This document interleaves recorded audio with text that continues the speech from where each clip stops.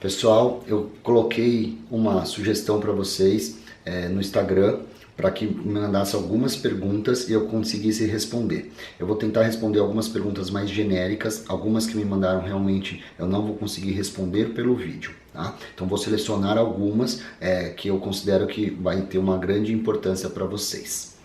A primeira pergunta está falando sobre os ovários micropolicísticos e a dificuldade para engravidar. Então, quem tem síndrome dos ovários policísticos tem uma irregularidade menstrual maior e com isso não ovula frequentemente. Se tem uma menor chance de ovulação, tem uma menor chance de gravidez. Existe tratamento para a síndrome do ovário policístico.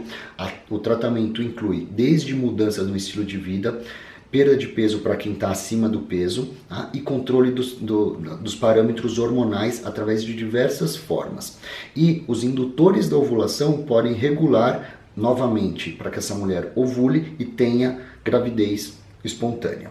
Caso esses tratamentos iniciais não respondem, um dos tratamentos indicados é a própria inseminação artificial, que vai potencializar bastante a chance de gravidez. Então, o ideal é que as pacientes com síndrome dos ovários policísticos e que estão tentando engravidar procurem um médico na área que realmente possa fazer um tratamento para engravidar e não só para apenas menstruar através de anticoncepcionais ou reguladores da menstruação, porque isso não vai tratar a síndrome do ovário policístico na questão da infertilidade.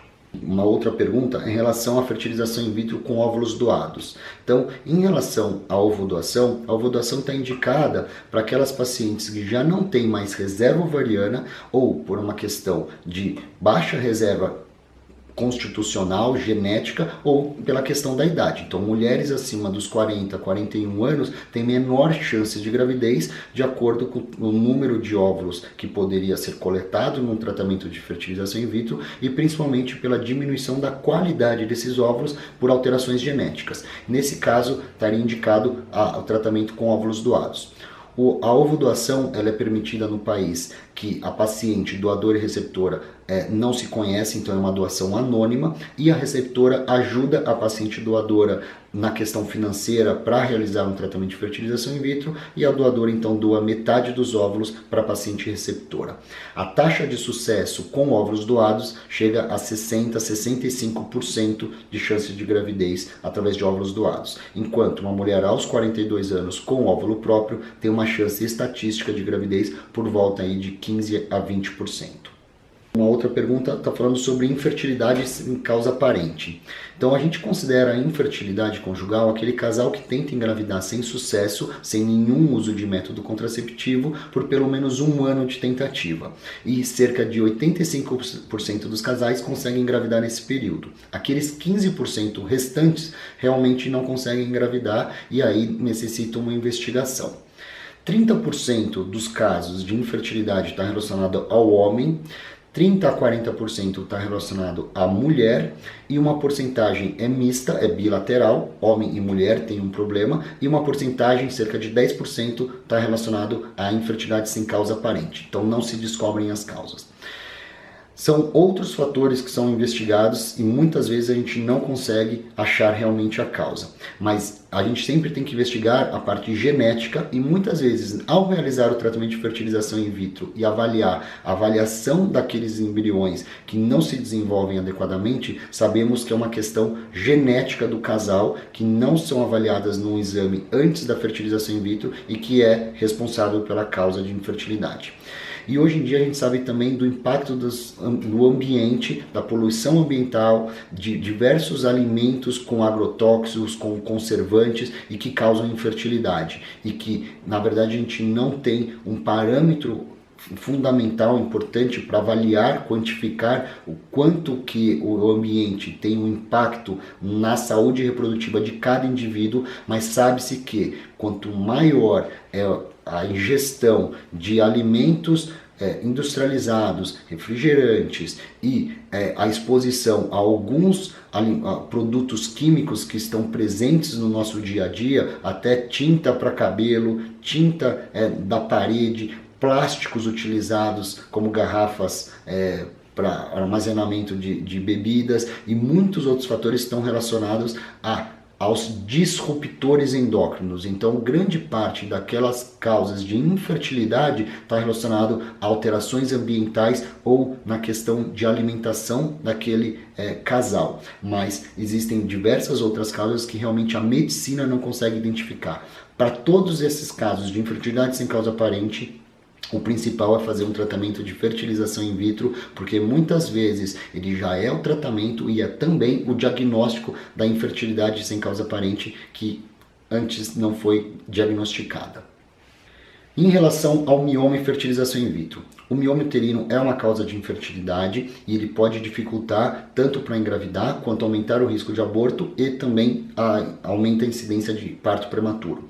A questão depende do tamanho do mioma, da sua localização. Então, os miomas considerados submucosos, ou seja, eles estão dentro da cavidade uterina, eles devem ser retirados antes da fertilização in vitro. Aqueles miomas que estão muito próximo da cavidade e deformam a cavidade uterina também devem ser retirados.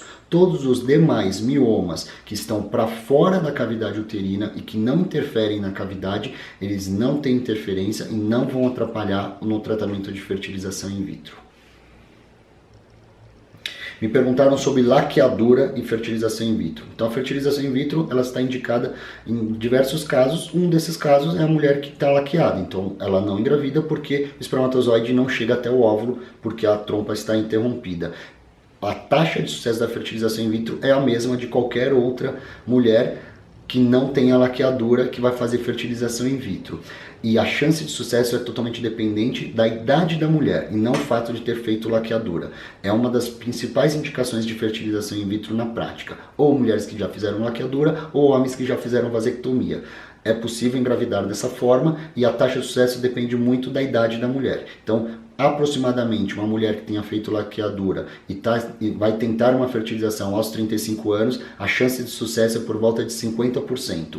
Se essa mulher tiver 40 anos, a chance de sucesso é por volta de 30 a 35%. Então essa seria uma estatística média geral. Me perguntaram se é possível evitar algumas doenças no feto através da fertilização in vitro. Sim, é possível em todas as doenças cromossômicas. Então, dá para fazer uma análise cromossômica do embrião antes de transferir para o útero. Então, fazer a biópsia desse embrião e analisar se esse embrião tem síndrome de Down, as outras trissomias ou monossomias, como síndrome de Turner, as trissomias, síndrome de Patau, síndrome de Edwards e diversas outras trissomias.